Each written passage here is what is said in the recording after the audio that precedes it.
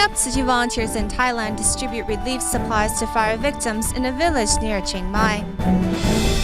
Students at Tzu Chi's parent and child class in Kaohsiung learn to empathize with quake survivors in Japan. Welcome to DaAi Headlines. I'm Mary Lee Shioda. Thank you for joining us. We begin today's program in Thailand, where forest fires occur during the dry season, including April. Recently, forest fires in Thailand have burned down 45 houses in Doi Jana village of Mae Ai, near Chiang Mai.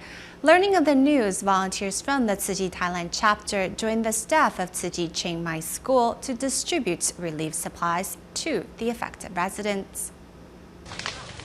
Forest fires occurred in Mae Ai of Chiang Mai on April 12th. With the temperatures as high as 40 degrees Celsius, the fires quickly spread across the entire mountain, burning down 45 houses in a nearby Doi Jana village. The fire was large and the villagers escaped without preparation. The fire spread from the southern area. These hilly areas were then covered by the blaze.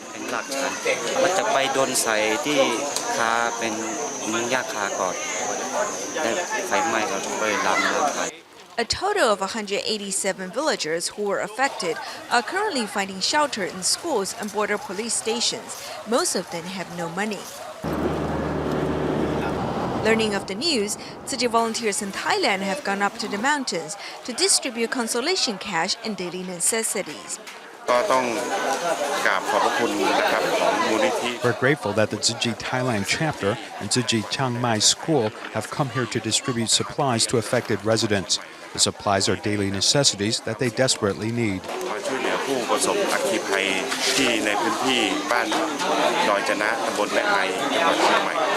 Distributing baby formula, toiletries, and hygiene products, the volunteers hope to help the fire victims get through the tough days ahead. Mishaps continue to plague West Africa's Sierra Leone. In addition to the Ebola outbreak, last September, the country was hit with heavy rain that led to the flooding of the country's capital. Recently, U.S. Tzu Chi volunteers headed to the country in partnership with Healy and Caritas Foundation to conduct a secondhand clothing and shoe distribution for orphans and women in need. When the locals received these gifts, they couldn't wait to put them on and show off their new gear. The Ebola outbreak that began in 2014 dealt Sierra Leone a heavy blow. Last September, the country was further hit with torrential rain, leaving the capital, Freetown, flooded. Sanitary conditions for those living along the river became much more unbearable, as the water supply was tarnished by trash and human waste. The children, if you look all the way down, they're using the bathroom all the way down. The U.S. Tzu Chi has teamed up with Healy and Caritas Foundations and local charities to lend a helping hand. Ms. Philomena Yamkela of the Lanyi Foundation, the person who brought the three NGOs together, also took the volunteers to her town, Bo City, to care for some orphans whose parents did not survive the Ebola virus or are victims of domestic abuse. Would I want your shoes? Would I want to talk to I go pull on. Knowing Ms. Philomena Yamkela is a great supporter of their education fund, the children love her. This time, she has brought them shoes and clothes.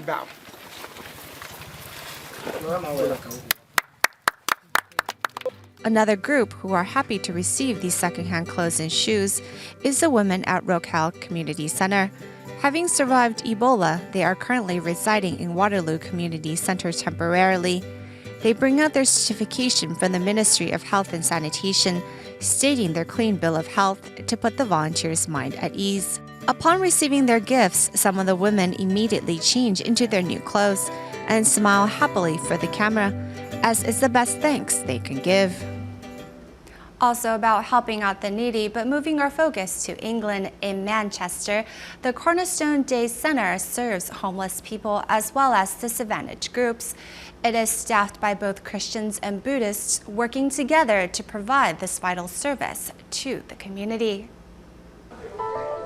Manchester's Cornerstone Day Center has been in operation for 25 years. The center is sponsored by a Catholic charitable organization. Every day it provides free food, restroom facilities, dental checks, and barber services. This facility is not restricted to the homeless, but also open to the poor, those with mental illnesses, and other disadvantaged groups. This center is truly open to everyone. Today, the kitchen of this homeless center is crammed with Tzu Chi volunteers eager to help. For a good number of those years, we've had the Buddhists come on bank holidays and provide us with lovely meals, which everybody enjoys. You prepare a lovely hot meal, and it's a change from the ones we do every day because we don't know how to do Chinese food, and everyone enjoys it. Over the past 8 years, volunteers from this kitchen provide an average of 200 meals each time. You've given bags of rice for many years, every time you came, and at the moment that you're paying for our potatoes, and that's a great help, and we're very grateful for that. Volunteers not only bring and prepare food, but also interact with the homeless who frequent the center, helping create a warm feeling of home. Recently, in New Jersey of the United States, the New Jersey Organizations Active in Disaster Association held a conference. Tzu Chi has been a member of the association since 2006, and at this year's gathering, it brought along some disaster relief supplies like the Jingsi folding bed to share with the guests at the conference, and also gave fellow participants a chance to further understand Tzu Chi's humanitarian mission. The New Jersey Organizations Active in Disaster Association is holding its second large conference of charity organizations. Tzu Chi was invited to attend and host an exhibit showcasing some of the disaster site and rescue equipment that Tzu Chi is known for. I really believe this is a wonderful opportunity to further Tzu Chi's humanitarian mission. So today we're here with two goals in mind. The first is to introduce people to our organization. Those that didn't know Tzu Chi before today now have some idea about us. And the second is to introduce this disaster relief equipment and explain its usefulness in the wake of a disaster. Tzu Chi has been a member of the association since 2006. Of the 150 member groups, Tzu Chi is the only Buddhist member. Tzu Chi volunteers at the event are enthusiastic to share their experiences in disaster relief and discuss the uses of the equipment being showcased. Our institution has two main responsibilities in relation to disaster relief. First is to be prepared when disaster strikes. Of course, we hope that disasters won't occur, but when they do, then we have to be ready to cooperate with others to ensure that we can help those in need. This association of groups dedicated to disaster relief hopes that through cooperation and collaboration, they'll be prepared for the day when their help is needed. As part of teaching humanitarianism to children in the aftermath of the devastating earthquake that struck Kumamoto Prefecture, Japan, the organizers of the Tzu Chi Parent and Child class in Kaohsiung's Qianzhen held an activity to teach its students about empathy. At the class, students were asked to try to build a house with foam floor mats and think about how they would build houses if they were the ones to live in them. Let's take a look at what the students learned. At the Tzu Chi Parent-Child class in Kaohsiung, the students keep trying to build a strong prefab house with 17 foam floor mats. The students learn from each trial. Look at this team who has successfully built a tall house that is wind resistant.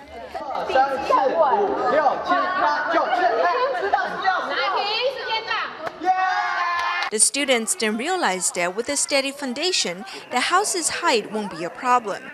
This is a precious lesson for students. We need to become more aware in times of disasters. We want to pass on such awareness to the students in this parent-child class. I feel very sad because the victims have lost everything they once owned. With empathy for earthquake victims, the students are also encouraged to think about ways to help them build DaAi village. We need to be focused, careful, and mindful, and we need to put ourselves in their shoes. How would we build this house if we were going to live there? Through the activity, the students have realized how compassion and wisdom are to be practiced in times of disasters.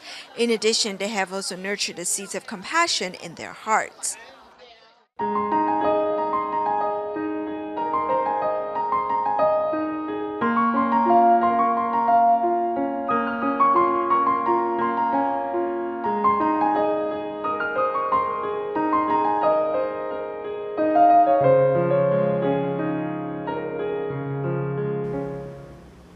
We begin the second portion of our program with today's Tzu Chi 50th anniversary series.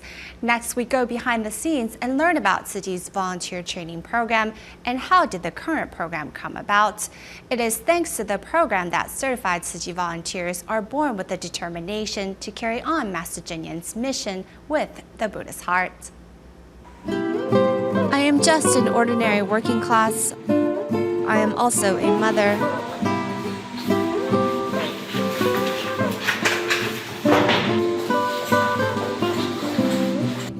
As I work long hours, whenever I am walking on the street and I see a beautiful flower, I will take its picture. This is just like doing good deeds. You need to seize the moment and devote yourself to the cause. At 7 in the evening, Liu Huiru uses her valuable free time after work and joins senior Tzu Chi volunteer Li Jinping in making home visitations. She has been doing this for 3 years now. Home visitations fits my schedule the best, especially with the cases right within my community.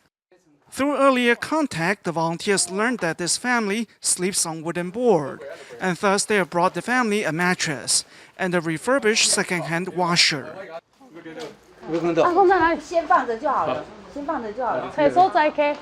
In the process, Liu begins to comprehend Tzu Chi's spirit of giving. When we enter the front door of these families, they will share their life story or the obstacles they are dealing with you. This will make you realize that you are not as worse off as you think you are. In fact, so many people have it much harder than you. Through giving, Liu has come to realize her blessings. Whenever she is free, she will join such visitations after work. A sister once told me that she appreciates us new recruits very much for picking up the baton. However, I later thought it's actually thanks to your senior volunteers who have already paved the way for us so that we can carry out this work so easily. So one step at a time, Liu learned through following her mentor and then subsequently joined volunteer training.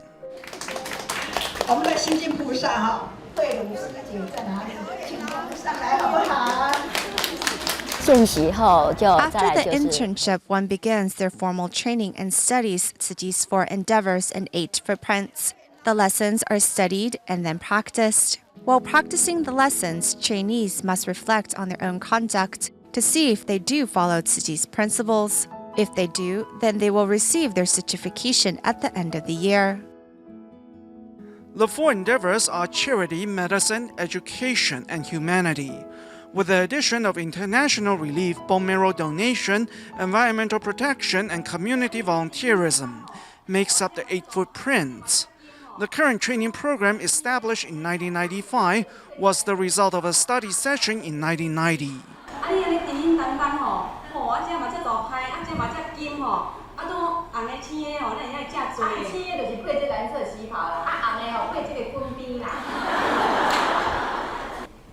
Through such discussions, a standard on Tzu Chi volunteers' uniform and conduct began to take shape. The current training program is universal and applies to all Tzu Chi chapters across the world. 信任委员推荐办法，有第1项、第2项、第3项、第4项、第5项、第6项、第7、第8、第9、第10。总而言之啊，真侪代志呢，咱即马拢爱教咱的这个架构啦，层次啦，我们一定要统一化。Having participated in the establishment of the current program, senior volunteer He Ruizhen says, in the past it was just the master leading her disciples in carrying out Tzu Chi's work. Later, those who become experienced would take on the role of mentors to train new recruits like a mother hen leading her chicks. It was then that she and Huang Xiuxin established their deep friendship. This was me. This was the chick I was in charge of. We were in Xingwu, Yangmei to care for someone in need. I believe it was a prayer service. We'd go as far as Miaoli. Recalling the old days, Huang remembers her footsteps cover much of the whole of Taiwan. It has been some 21 years now. I am now wrinkly and old. That's just life, but the more I do, the more inspired I am. Every heartfelt moment continues to inspire them today. The pair cherishes each revision of volunteer contact lists, as if they document Tzu Chi's growth over the years. Becoming a certified volunteer marks the beginning of taking on responsibility. It is also the beginning of walking the Bodhisattva path. In every certification ceremony, each new commissioner will wear this pin that says, "Carrying on Master's mission with the Buddha's heart," to remind themselves that they now have to take in the Buddha's wisdom and compassion to better help mankind. Believing in taking on Tzu Chi's work can further their spiritual cultivation. These volunteers participate in the training to embark on the Bodhisattva path, paving the way to a brand new chapter of their life. Following disasters, there is usually an outpouring of love from local residents. In 2009, Marikina City of the Philippines was struck by Typhoon Kansana. Likewise, San Mateo Town in Rizal Province was devastated by Typhoon Morakot in 2014. These two typhoons left many residents suffering. However, Tzu Chi then arrived to help these struggling communities rebuild.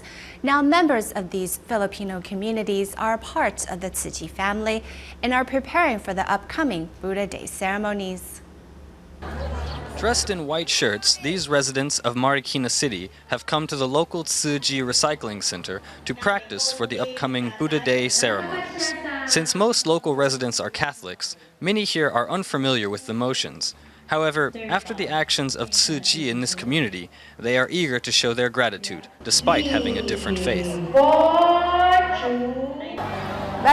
I'm participating in the Buddha Day events again this year.